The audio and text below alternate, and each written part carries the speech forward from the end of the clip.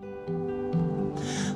you stay here, and you stay here, and you stay, and you stay here, and you stay here.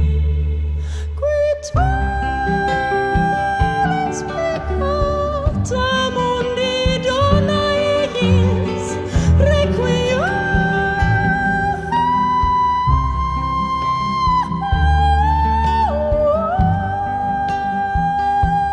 Sempiterna, sempiterna,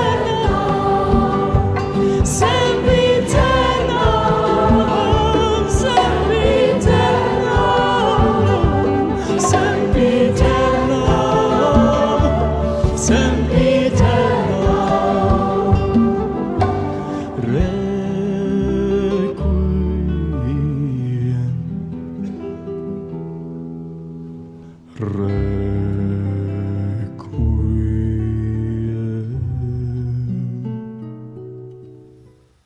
Goeiemôre, baie welkom by nog 'n uitsending vanmôre. Ek hoop dit gaan goed met julle. Ek het vanmôre 'n gas saamgebring en sy het geen bekendstelling nodig nie. Dis Marnie Hesselink. Welkom Marnie. Dankie Dominee. En ek het haar uitgenooi omdat sy op 'n stadium gesê het, Dominee, jy het nou preke gemaak vir die volwassenes, vir die ou mense en vir die kleuters, die kinders, maar wanneer kom die jong mense aan die beurt? En ek het toe vir Marnie gevra of sy sal deelneem aan so 'n uitsending en sy het ingestem. So dankie Marnie. Sy het ook vir ons die tema vir vanoggend se boodskap uitgewerk en die tema is wat sy noem geleende oë. So sy gaan vir ons nou verduidelik wat sy daarmee bedoel. Maar kom ons begin. Eerstens wil ek net sê, ons diens bestaan uit 2 segmente uit vanmôre. Die eerste een is hierdie onderhoud wat ek nou met Marnie gaan voer. En die tweede ene is ons standaard boodskapie. So kom ons spring dadelik in Marnie. En sê jy vir my net eers 'n bietjie wat jy op hierdie stadium doen. Waarmee is jy besig? So ek is op hierdie stadium is ek besig om my honeurs te doen in lewensafrigting. En ek het nou pas ingeskryf vir my meestersgraad ook in ontologie, wat die wese van die mens is. So ek is tans besig met my studies in die wese van die mens en lewensafrigting, mense se waardes. Ja. Ja, okay, maar jy weet, ek probeer nou vir 'n lewe lank uitfigure wat die wese van die mens is, maar jy sal ons later 'n bietjie daarop help. Okay, nee, maar sterkte. Baie sterkte. Hoe lank gaan jy nog daarmee besig wees? Nog so 3 jaar. 3 jaar? Dan is ek klaar. Okay. Ja. Maar jy en jou pa is nou saam studente werk, né? Ja, ons 2 studente in die huis. Okay. Sê vir my, wat bedoel jy met geleende oë? Want dis ons tema vanmôre, is geleende oë. So, geleende oë is wanneer jy na 'n sekere situasie of onderwerp kyk deur ander mense se oë, bedoelende deur hulle perspektiewe aan te neem, hulle opinies aan te neem, hulle oortuiginge as jou eie te aanvaar en dit nooit te challenge nie. Jy kyk na 'n spesifieke situasie deur jou ma se oë of deur jou pa se oë, maar jy het nooit regtig gesit en gedink, is dit my eie oortuiginge of denke nie, is dit regtig hoe ek oor die saak voel, of is dit iemand anders, wat vir my geleer het hoe om daaroor te voel. Okay, so jy is nou nog jonk, kom ons werk dit so. Ek wil vir jou vra, dink jy dat daar 'n verskil is tussen die waardes van jong mense en die waardes van, sê nou maar, die ouer generasie? Ek dink daar's definitief 'n verskil in die waardes, in die sin van, ek vind dat die ouer generasie of die ouer mense se waardes is baie Christelik streng en in 'n mate konservatief, waar ons jonger klomp is baie meer oop en vry. Ons eksperimenteer baie. Met wat? 'n Voorbeeld wat ek kan gee is, ouer mense sal sê, jy bly nie saam vir die huwelik nie, geen gemeenskap vir die huwelik nie. Waar jonger mense is, ek gaan eers 3 of 4 maande saam met die persoon bly om te kyk of dit werklik werk, voordat ek die res van my lewe saam met hierdie persoon gaan spandeer. En ek dink dit is waar die groot verskil in kom. Tye verander, die wêreld verander, en ek dink dit is waar die mishap inkom tussen die twee generasies. Okay. Maar dink jy, en dit is nou my kritiese vraag, dink jy dat 'n mens ooit sonder geleende oë of geleende ore deur die lewe kan gaan? Kan ek so sê? Ek bedoel daarmee, hoe jy gevorm is, jou opvoeding, is tog jou basis, die fundament. Kan jy ooit daarsonder gaan? Ek dink nie 'n mens kan ooit daarsonder gaan nie. Want dit is tog die fondasie waarop dit gebou is. Wat jy wel kan doen is om bietjie te skuur aan die een kant, bietjie sterker te maak en die waardes wat jy mee groot geword het, net bietjie introspeksie te doen en te kyk, is dit my waardes of is dit ander mense se waardes? Hoe doen 'n mens dit? So, introspeksie is jy gaan sit en kyk, jy kan 'n gesinsaktiwiteit daarvan maak as jy wil, met jou vriende, maak nie saak met wie nie. Gaan sit en gesels 'n bietjie, bring 'n onderwerp op en ja, dink 'n bietjie, is dit my eie denke, is dit my eie gevoel rondom die storie? Kom dit van my pa af? Kom dit van die media af? Kom dit van die kerk af? Kom dit van die skool af? Wie het vir my gesê dat dit is hoe ek moet voel oor 'n spesifieke ding? Dit is hoe ek moet optree in 'n spesifieke situasie. Kom ons praat nou net 'n bietjie oor die kerk, as ek mag. Kom ons praat. Is jy krities oor die waardes van die kerk, Christelike waardes? Ek sal nie sê krities nie, maar versigtig. Ja, ek is versigtig. En die rede van die Bybel is 'n baie groot geïnterpreteerde boek. Jy kan dit nie letterlik opneem nie. Jy kan nie Luister, nie vandag letterlik nie. jy kan nie vandag nog die 10 gebooie woord vir woord uitvoer nie. Jy moet dit gaan Kies jy vir jou toepassing. gebod? Wel, dit hang af hoe ek voel. Jy moet maar gaan kyk wat die toepassing is van daardie spesifieke ding en hoe dit jou eie is. Julle jong mense wat nou die bril afhaal van die geleende oë, as hy nou af is, dink jy die mense sit maar weer 'n stel geleende oë op van 'n ander koers af nie? Natuurlik, ek dink dit is ook in 'n mate hoe 'n mens gevorm word.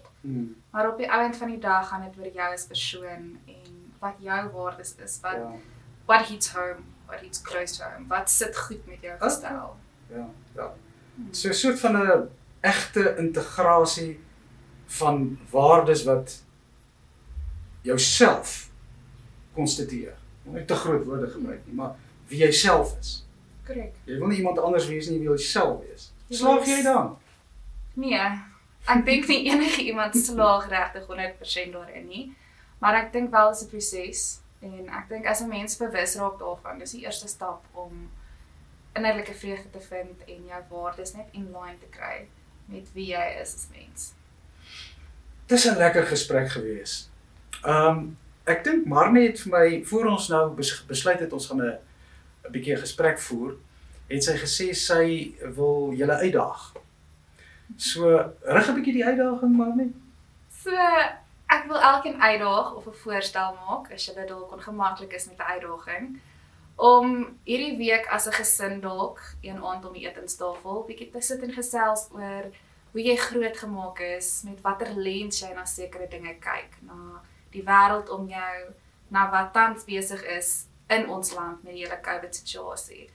Is dit jou eie opinies, is dit jou eie oortuigings wat jy het daaroor, of is dit ander mense se goed wat hulle vir jou sê?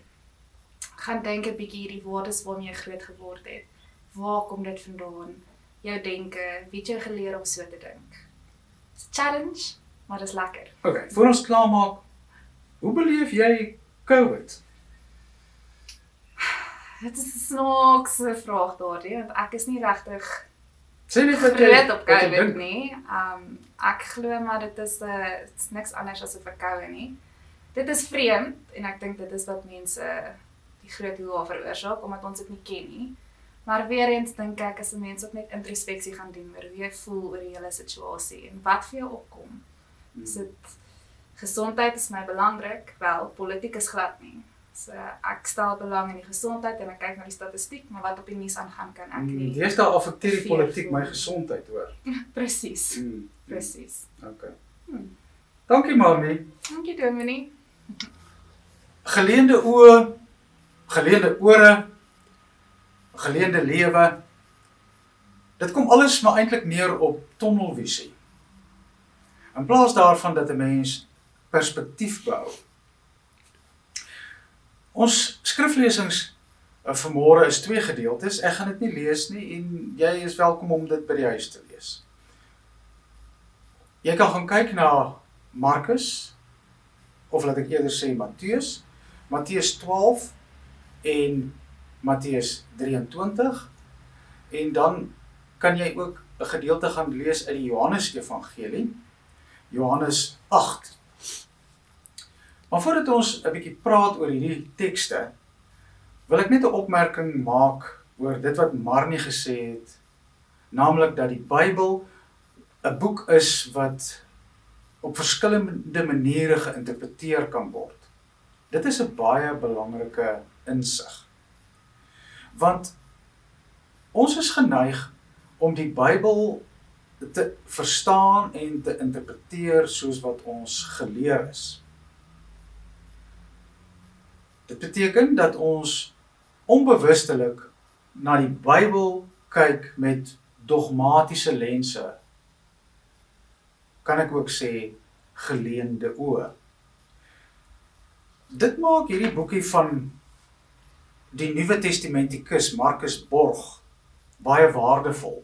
En ek het ook die boekie bespreek met die Bybelstudiegroep. Let op die titel van hierdie boek. Reading the Bible Again for the First Time. In hierdie boek, wat 'n lekker leeswerk is, probeer die navorser Borg eintlik vir ons wys hoe hy self ontslae moes raak van geleende oë in sy navorsing op die Nuwe Testament. Maar laat ek nou fokus op die eintlike bedoeling van ons tema. Soos ek het verstaan, gaan dit hier oor die strewe na 'n autentieke of 'n egte self. Dat jy jouself moet wees. Dat die Bybel, die tradisie waarbinne ons staan, die kerk, daartoe moet bydra dat jy eintlik jouself moet word. In plaas daarvan dat jy geïnhibeer word om jouself te wees. So kom ons kyk nou na hierdie 2 gedeeltes en ons kyk of dit vir ons 'n bietjie perspektief kan werp op ons tema. Ek dink 'n mens moet gewoon net gaan kyk na Jesus se interaksie met mense. En ons vind dit in al die evangelies. Sy interaksie met die Samaritaanse vrou, waar die Samaritaanse vrou met die geleende oë vir hom sê, maar 'n Samaritaanse vrou en 'n Joodse man kan ons nie met mekaar staan en gesels by hierdie put nie. Dan is daar Jesus se strydgesprekke met die Fariseërs. Dis hoekom ek aanbeveel gaan lees Matteus 23. Daar word dit op die spits gedryf. Maar kom ons gaan kyk nou na die 2 gedeeltes waarvan ek gepraat het. Die eerste is Matteus 12. In Matteus 12 ontwikkel daar 'n dispuut tussen Jesus en die Fariseërs oor 'n baie triviale aangeleentheid. En wat is dit? Die disippels is honger, hulle loop deur die veld en hulle pluk koringare. Op daai stadium kom die Fariseërs met die geleende oë na Jesus toe en sê, maar julle oortree die wet, want dis hoe ons geleer is. As iemand dit doen, oortree hy die Sabbatsverordening. Wat Jesus dan doen, is hy probeer vir die Fariseërs wys op hulle geleende oë. Wat maak dat hulle nie hulle self, nie die gebod en ook nie die wil van God verstaan nie. En nou ons laaste gedeelte. Johannes 8. Hierdie verhaal handel oor die Fariseërs wat na Jesus toe kom nadat hulle 'n vrou op heterdaad betrap het met oorspel. Volgens oorlewering, volgens geleende oë, moes sy die hardste straf kry van alle strawe. En dis wat hulle ook aanbeveel. My vraag is net, wat het van die man geword? Dit verg immers 2 om oorspel te pleeg, maar dit daar gelaat. En wat doen Jesus? Hy sê vir hulle, staan net so 'n bietjie terug, in plaas daarvan dat julle met geleende oë na hierdie vrou kyk, vat daai oë van julle en kyk na julle self. Doen selfondersoek, introspeksie. En wanneer hulle dit doen, dan ontknoop die hele verhaal, skielik verander alles. Want dan kry hulle insig in die omstandighede, in hulle self en ook wat God se wil is. Natuurlik is dit 'n pynlike proses om weg te beweeg van geleende oë af na insig in jouself. Maar dit is hoe Jesus deur al die evangelies ook die skille van ons oë laat afval, by wyse van Spreuke. Sodat ons 'n bietjie sal wegdoen met ander se beskouings oor 'n saak en gewoon perspektief probeer kry ook op onsself en sal fokus op onsself en so onsself ontdek, onsself ondersoek en verstaan, insluitende die wil van God.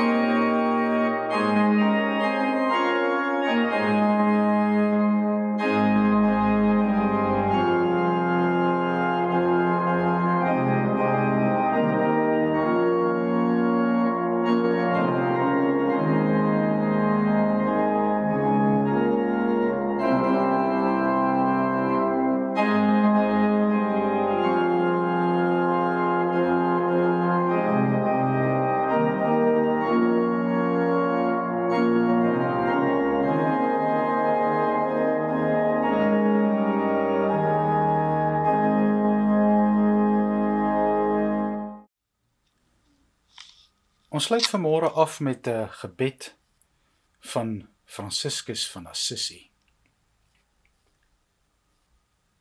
Here, as ek honger het, gee my iemand om te voed. As ek treurig is, gee my iemand wie se droefheid ek kan verlig. Here, as ek 'n behoefte het aan teerheid, gee my iemand wat na liefde smag. Laat u wil my brood wees, u genade my krag, u liefde my rusplek. Here, maak my 'n instrument van u vrede. Mag ek liefde bring waar daar haat is, hoop waar wanhoop heers, blydskap waar droefheid is. Leer my om te gee, want wie gee ontvang, wie van homself vergeet, vind, en wie vergeef, sal vergifnis ontvang. Amen.